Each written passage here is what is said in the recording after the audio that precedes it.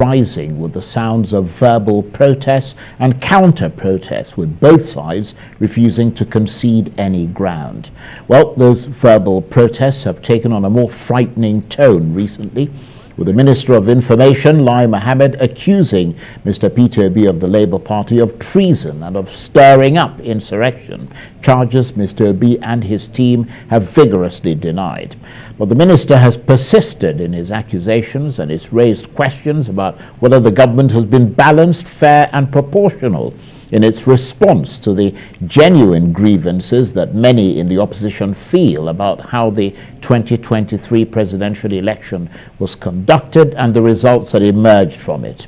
So, as the country continues to heat up and the inauguration draws ever closer, how much more tense are things likely to get? Well, to help us get a frame of reference on the political news and issues of the day, I'm joined now in the studio by the noted election and post-election socio-political analyst, Professor Udenta, who's also the founding National Secretary of the Alliance for Democracy.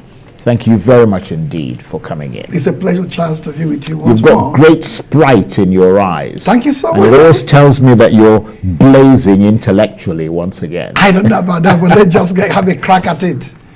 How alive would you say Nigerian politics is right now? I mean, you've got the world waiting to hear from the judiciary and hoping that the judges will deliver justice. We've got the country on tenterhooks amid accusations of treason and religious and ethnic incitement, threats of arrest, etc.